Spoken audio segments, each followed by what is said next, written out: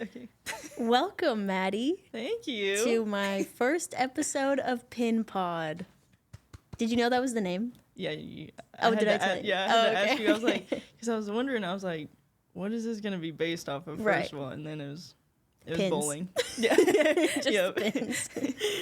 Okay, well, thank you for being my first guest. Of course. Thank you for having me. Absolutely. I figured we'd start off by just introducing you, how we know each other, and then we'll get into all the other questions I have. Good times. All right. So, Maddie, tell us. I'm Madi. Yeah. Yeah. And we met our freshman year, technically, in 2018 at Wichita State. We were both trying out for the bowl. You were pre-selected, but I tried out for the bowling team and didn't make the team. But You made the dev team. I made the dev team. Yeah. That's a team. Yeah. Yeah. And we're going to talk about that. Okay. Okay. So, yeah, I made the dev team, and one of the team members from the selected team got booted, and I forgot this is how this happened. and Holly called me up and was like, hey, you want to be on the selected team? Yeah. I was like, sure, but it's February. Like, we were about to go straight to nationals, so I didn't get to compete in sectionals with the team or nationals with the team. I just went. Yeah. But I did compete in sectionals individually. Didn't go anywhere. Oh, well.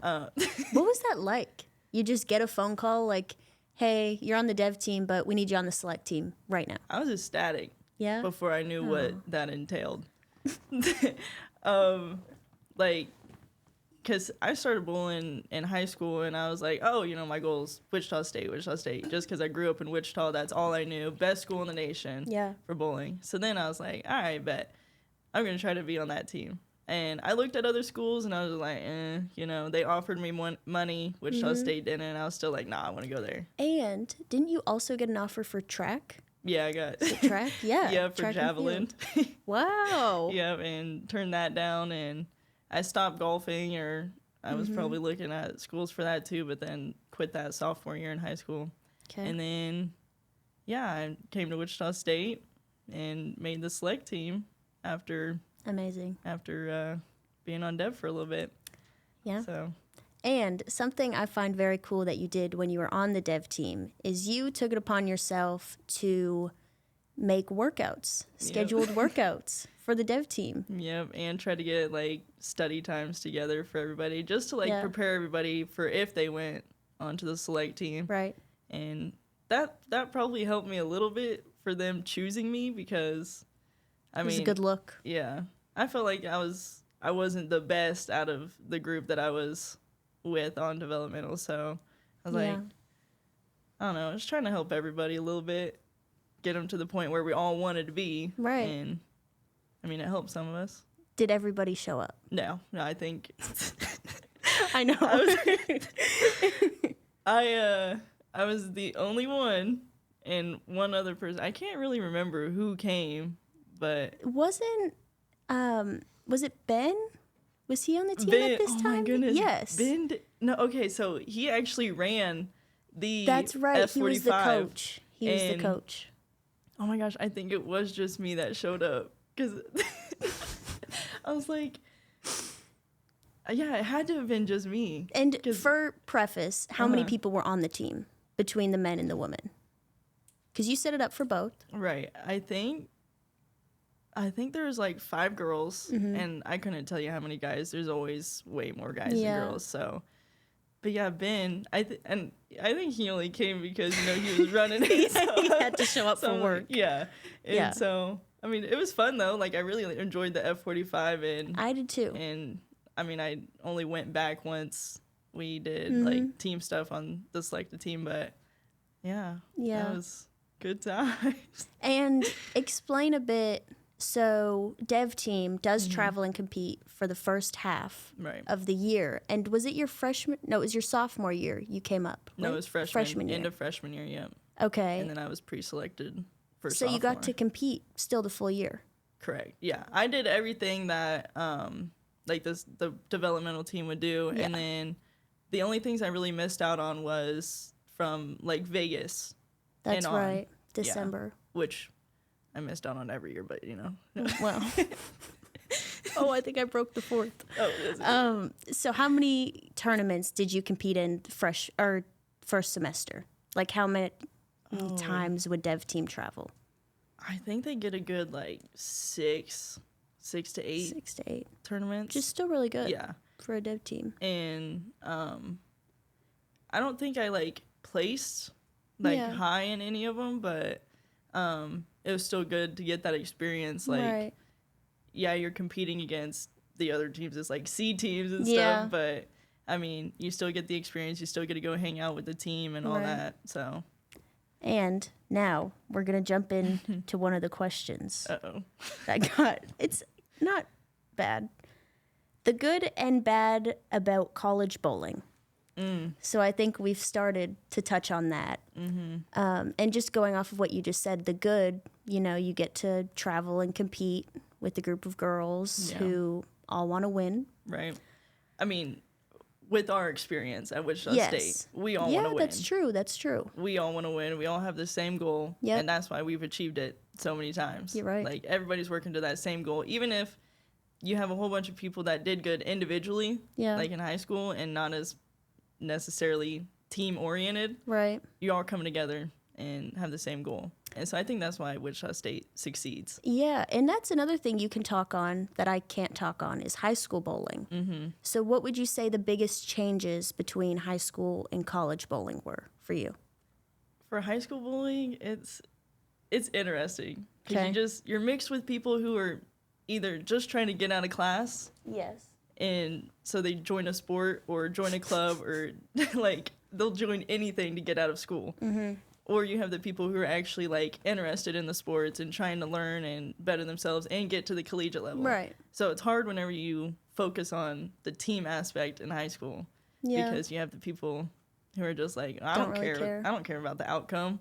That would make me so mad. Yeah. So then picture right. Like you're with two people who are really trying. So you got a good 4 and 5 slot. Yeah. And then you got 1, 2, and 3 who gutter left and right, and you have to try to carry them with a striker spare, and that doesn't get you far. Yeah, and those instances are tough because the ones who are, you know, throwing it in the gutter every other frame, they might really want to be there, and they're really trying to get better. Yeah. But then there's other people that are just like, woo, let's just have fun.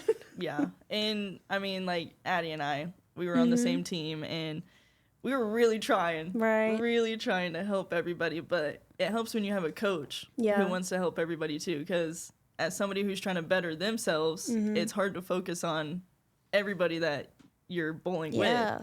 Like, you can't be the coach and the player and like just for yourself. Like, it's a lot to maintain, and that's what we were struggling with because our coach wasn't really like active. She was more focused on the other teams, being friends with the coaches, being friends with the other bowlers, like bringing them desserts and stuff. And I thought you meant like how the other teams were doing. Like she's going, no. She's like a really friendly person. Okay. There's nothing against that. It's just coach wise, not the best. What you need. Yeah. Yeah. But I mean, well, what type of advice would you give somebody who's in that situation where, you know, a couple people on the team really care, a couple people could care less, and there's no coaching figure? Yeah. I'd probably say, like, it's hard to say just focus on yourself. Yeah. Because, like, you want to be able to help people. And, I mean, just take the team part with a grain of salt. Like, you can give advice and stuff, but make sure you're still focusing on yourself. Don't put all your energy into what other people are doing. Yeah. Make sure you're still focusing on yourself, especially if your goal is to get collegiate level. And so, because you did it, you made it through. Yep. You did it. Yep. But that was also like putting in hours and hours outside of high school bowling. Yeah. Like, just, I was going to Seneca for all you can bowl Wednesdays and Thursdays from 7 to 10 every week. The days. Yeah. Good how times. Much was that then? Do you remember how much you would pay for all you can bowl? I think it was only like $10 for 3 hours. And I think Seneca might still do that. I don't know how much they charge now, but they still do. I know on Wednesdays for sure, but yeah, and that's right. That's something I've talked about on my channel a lot because, you know, you get the itch to go bowl and you go to a Bolero, which is all that's around us, and you're paying $8 a game. Right. If you're not a league bowler. And I've had some of my friends that, like, I've given them some of my old bowling balls because they wanted to get into bowling. And, like, I gave them those to drill themselves and be able to go practice and stuff with their friends, join little beer leagues and stuff. See, and now they won't go. Really? Yeah. They're like, it's just too expensive. Yeah. Like and my old neighbor, Jimmy. Oh. Yep. I do remember that neighbor. Yeah, and you think about it, these kids, if they want to go out and bowl 3 games a night, say, I don't know, 4 days a week, you know, you're looking at maybe $60, $70 a week, and it just really adds up. And it's sad because it's not encouraging people to go continue the sport. Yeah. And that's why it's like, I hope they can figure out a way to get involved with, like, the high schools and stuff and do, like, the passes, like, how we had for college. Where, which we paid for, though. Yeah, that's true, but it's still cheaper. Yeah, I was going to say, it depends on how much you used it. Yeah. Like, it'd pay off, but... Because I think we paid $375 for a year, or 2 semesters, almost a year. Yeah. And that got us, I know, free bowling at, like, 3 of the centers. And then I think Seneca, it was, like, capped at a certain amount of games. 5 games. Yeah. 5 games. Which is still plenty. Yeah. That's fine. If you're going over that every day. I mean, take a break. Please, let your hand rest. Right. Well, Maddie, thank you for being the first official guest on Pinpod. Thank you for having me. I feel honored, of course. And I hope you'll come back and we can find another topic to cover together. For sure. I'd love to come back. Okay. Thank you. Yep, thank you. And yeah, that's it. Yeah. Okay.